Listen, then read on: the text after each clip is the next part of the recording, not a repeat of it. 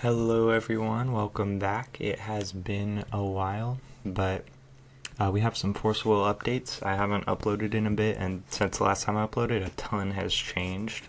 We had a huge ban list, we had a new set release, and a bunch of events too, so I kind of want to go over all the stuff that I've missed. But first, I did go to FowFest, which was my first ever in-person Force Will event, and got to meet a lot of people, and a lot of people saw my face there, and I haven't face revealed on YouTube yet, so, and I don't really care about like saving it for like a special thing or whatever, so I'm just gonna do it here, and then I can just put my face in the corner of videos from now on. So there's me. Then I put me in the corner, and then yeah. So the ban list that happened right before the Minnesota GP was a huge ban list, had a lot of changes. Mask got banned, Giotto got banned with Gil, got combo banned with the extension rule, and by extension, Gil. So two of the most annoying things gone out of the format. Gil and Ashwin also got hit to nerf Gil even more, and then Books got a couple things hit, and the CR change, which made it so that when you swap, they stay rested, so you can't call Stone Judgment anymore. And then Violet stuff unbanned, Hanzo unbanned with K5, Virgil completely unbanned, which is crazy. Otherworld Dreams unbanned, and then it didn't do really anything. And then all the Gate stuff unbanned, which also didn't really do that much. And then a bunch of Paradox hits too. Lucy just fully gone, Luminaries fully gone, Light Lightning gone, Hugh, Replicant Odin, and a few other random little things. And a bunch of reworks as well. We got Almirius and Muj back, are like the big ones, because that brings back what's it called? 6-age tags are like back to being pretty decent now. Shark, Brad, Life Zappers, yeah, all that stuff. And then shortly after this ban list, we got a new set, 10 Oaths, which introduced quite a few new like staples and tools to the format. We got Ghosts, Sphinx, Soul Eating Curse, Price to Pay, Epiphanic Priests, Songstress, which sees some like fringe side deck play, and of course Courtesans. And then we also got a bunch of Cryptid stuff, which just like completely changed how Gil plays, because like that's all, he lost all his previous stuff. He lost Ashwin and Giotto, which were like the main pieces of his support, and then now he has a bunch of new Cryptids, so just completely changed that deck. And then all the Lucy support and Leica support like completely changed those decks as well. Maybe not completely changed, but like really helped those decks to actually be pretty competitively viable. Especially the Lucy stuff. She got 2 new spirits and then a new big spirit that gives her an infinite and lets her set up stuff a lot faster. And then got 5 Wanderer GPs since the ban list. One of these GPs, the Northfield, Minnesota GP, was pre-10 Oaths, but a lot of the stuff that was good in Wanderer pre-10 Oaths is still good now, and like a lot of the, looking at the numbers from the set, or from that event, if you subtract that event, it doesn't actually like change the data that much. Like a lot of the stuff that was good then is still good, so yeah. So the more numbers, or the more data, the better, so I just included it with these 5. So Northfield, Minnesota, FowFest, Games and Geek Online, July, Milan, and Mönchengladbach, I think is how you pronounce it. So this, I just like combined the full like ruler spread from all of the events and just added them all up together as one, so we can just get kind of an overview, since they're all like kind of the same format. Like the format changes event to event depending on like what's popular and like what's being played, so different metas for different events, but like roughly the same format. So all of those together, we see the most popular deck is Zero, followed closely by Prisia, Luminaries, Rushiel, Gil, Aristel Little Red, Hachi, Falco Dallas, Valentina, etc., etc. But those are the most popular decks, it's seeming. And then you can pause the video if you want to like look at all the little ones. And then 31 one-ofs. If you want to see the full spread, I have a Google Doc with all this data that I will put in the description, and also I posted it on the Discord, so you can see that there too. So then if we compile all of the top 8s from these 5 events, we see Zero has the most. Zero had the most representation, but then it also has the most representation in Top Cut, which matches up there. And I put the conversion rates next to them. So 7 out of the 18, 5 out of the 16 luminaries, etc., etc. So some of these take with a grain of salt, because obviously if there's 1 out of 1 that makes it only one person brought the deck and then they made it to top 8, of course it's going to be 100% conversion, but if more people brought it, maybe it would be less. Which Books is an interesting case because it was only brought 3 times and then topped all 3 times, so maybe that's something to look into more. Prisia, for example, 2 out of 17, that's a lot lower than you would expect for how good the deck seems to be. And part of that could be skewed by the fact that Prisia is easy to pick up and a very liked character, so maybe more casual, a lot more people are picking up Prisia, and it tends to be a lot more casual people. So the people who are playing her competitively and doing well are maybe the conversion is drowned out. These top 3 here, Zero, Luminaries, and Rushiel, kind of make this trifecta of we have enough representation from them. They're in the double digits of people having brought them to events, and have relatively high conversion that we can put them solidly as meta contenders. And then we have decks that have high conversion but such low representation, or such low they have high conversion but low representation, so it's hard to say. Alice Sherry was only ever played at Minnesota. They both top 8'd, and then no one ever played it for any of the other 4 events after that, so that maybe that's just because that was pre 10 Oaths and right after the ban list, and there was all the hype around Virgil coming back and Gates coming back. And I'm curious if more people actually kept bringing Alice Sherry, if it would still maintain a good conversion, or if it's just not actually that good and it was just the hype of that moment.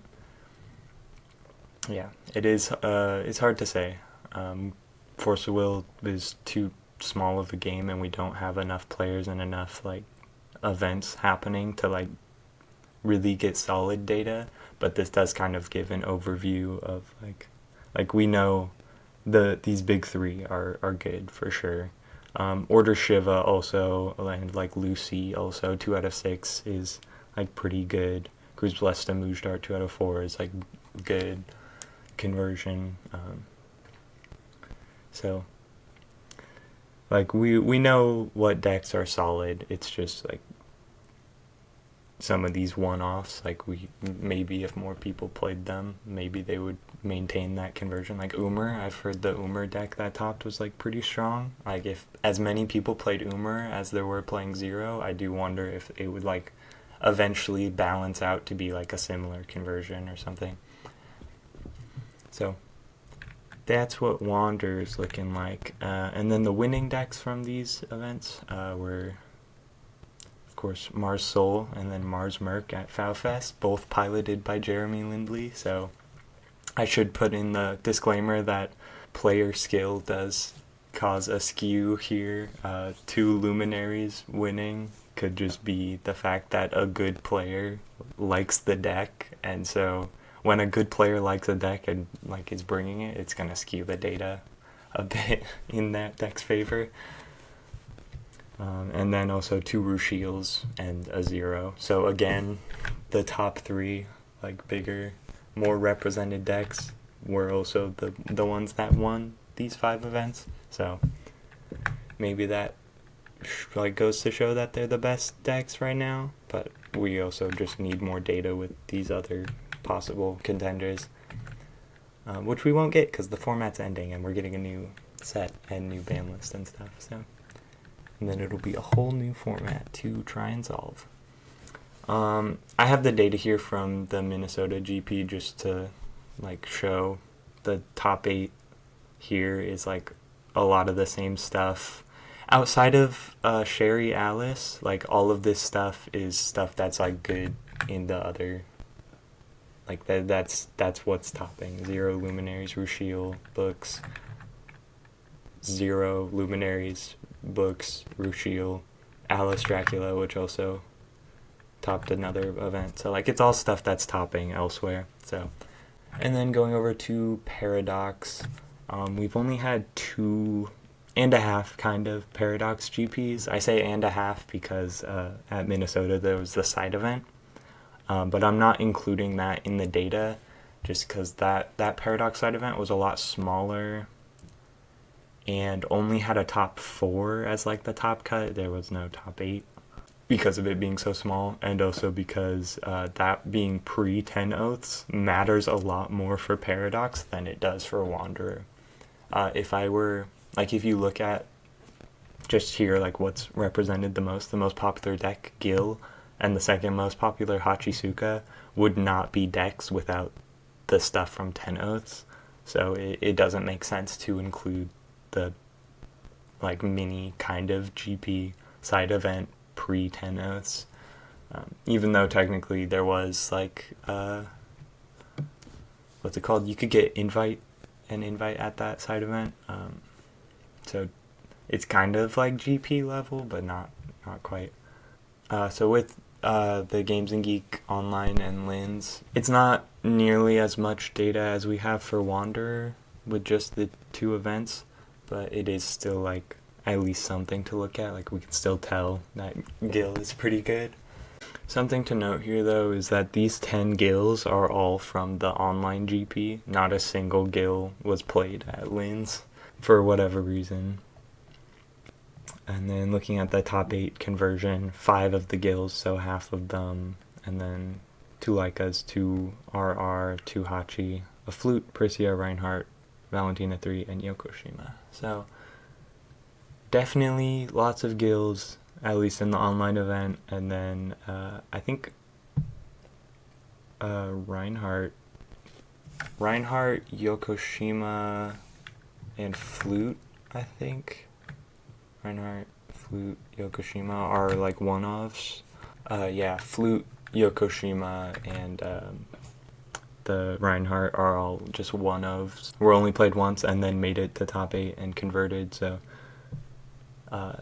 maybe those are the best deck in the format. We don't know. It needs more testing. Probably not. It's probably Gil. But the winners of these events were Leica and Priscia. Surprising enough. Like, shout out Steven Jesway. But like Leica, I was not expecting that with 5 Gils in the top 8. Super impressive there. And then Priscia is a really good deck in Paradox, of course. So with all that data in mind, we can kind of say what's good. At least we can say like what's been good with what's represented.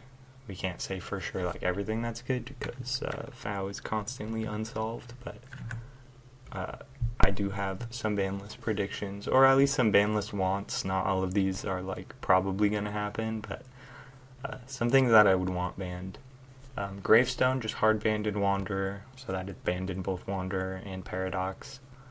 And then either a tank ban or garden ban with 0.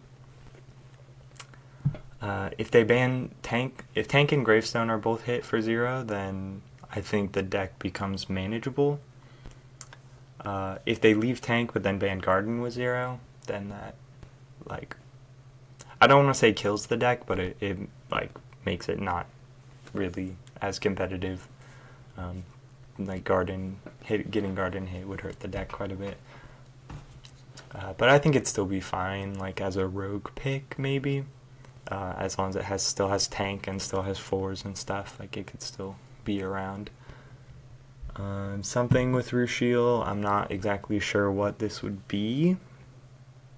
Like maybe Eggs Fishing Spot could be a combo ban, like make you pick between Fishing Spot or Eggs, or a Shutulkin, like pick one of those 3. Something like that. I don't know.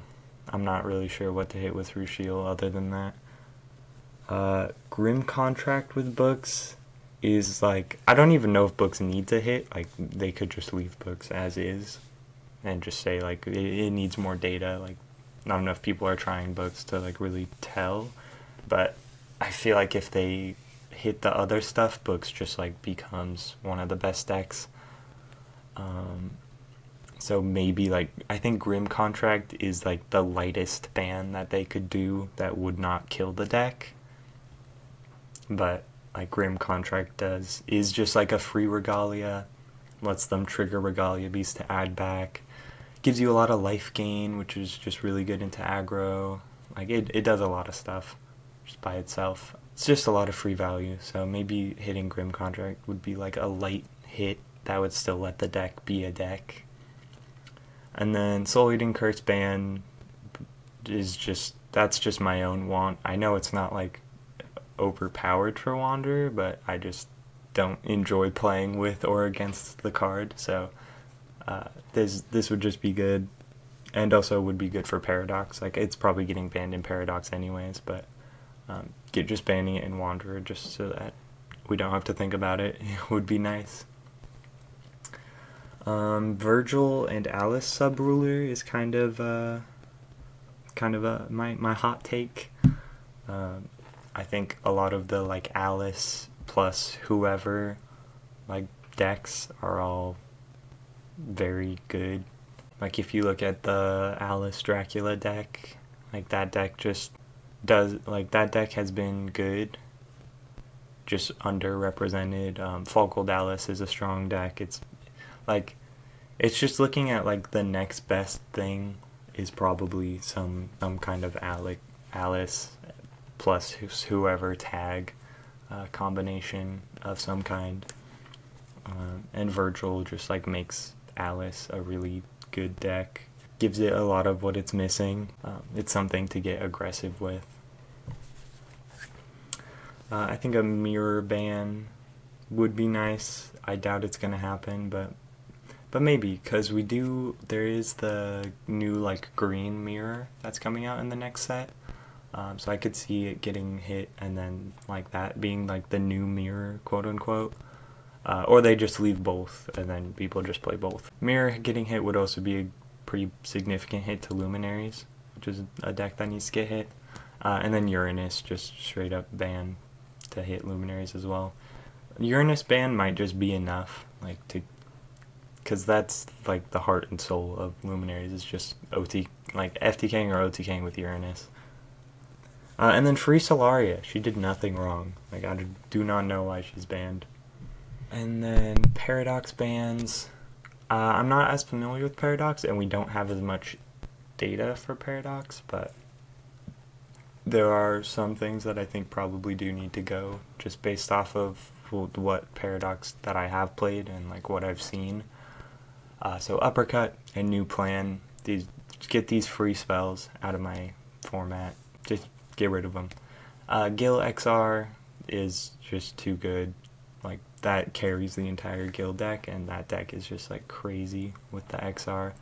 Soul Eating Curse as well is like what makes Hachisuka so good in my opinion, or is part of it. Like you could play her without it, she just has to deck you out now, and with the next set coming out we have a very good card that you get to start with outside the game that prevents you from decking out by shuffling back all your stuff. So I don't think Hachisuka is going to be able to be like just decking people out like consistently, starting with the next format. And then the Reflect Refrain Resonator is just a cancel on a body, on a big flying body. Yeah, that's just a little bit too much tempo for Paradox probably. Sort of Prog Memory of Worlds also is just more cancels, so just limit the amount of cancels that the just pure green cancel piles can have. Fiery Fox and Fiery Snake I think would be a good hit to Parissia. Getting to Fox on turn 1 with the Subruler and then Snake turn 2 and have Fox to trigger Snake is just like a little bit too good, I think. And then Tiger hit with Leica is probably like what needs to be done for Leica. I can't really think of anything else that would be like a reasonable hit to Leica. I don't know. Maybe hitting like the Subruler in Paradox, because then if you hit the Subruler, then she becomes weak to Ice Shards and then becomes more manageable. But Tiger's like just so much value. I think I'd rather them hit Tiger than hit the Subruler or anything else really. And then free Darktree. Darktree did nothing wrong. Like Darktree's not even that broken. I don't think Darktree would be broken in Paradox at all. So free Darktree. But yeah, that's all my predictions and all my data. If you want to look at all the data for all the like tournament data, like combined, like the compilation of it, I have the docs. I have 2 Google Docs, one for Wanderer, one for Paradox. That should be, it should be in the description unless I forgot to put them there. But I should be putting them in the description. And if not, then they're on the Force Will Discord, so you can look there too. That's my thoughts. See you in the next video. Peace out.